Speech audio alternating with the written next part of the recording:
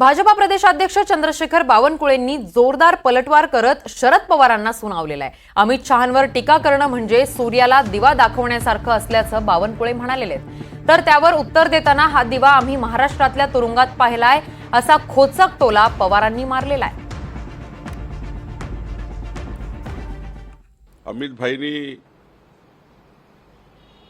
आणि त्यांच्यावर ज्या पद्धतीने त्यांच्या जीवनामध्ये त्यांना प्रताडित करण्यात आलं, त्यांच्यावर केसेस लावण्यात आल्या, खोट्या केसेस लावण्यात आल्या, या देशाच्या न्यायव्यवस्थेने अमित भाईला त्याचं प्रमाणपत्र दिलं आहे। ते निर्दोष आहेत।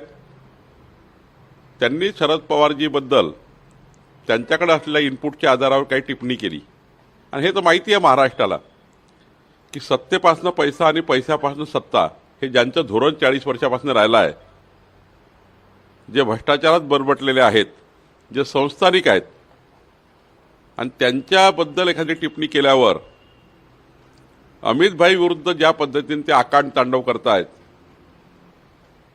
त्यामुळं मला असं वाटतं की पायाखालची जमीन खसकली आहे। अमित शहांवर काल टीका केली, त्यावर भाजप नेत्यांनी तुम्हाला असं सांगितलं की अमित शहावर टीका म्हणजे सूर्याला दिवा दाखवण्याचा प्रयत्न। बावनकुळे म्हणाले तो दिवा आम्ही महाराष्ट्राच्या जेलमध्ये बघितलं।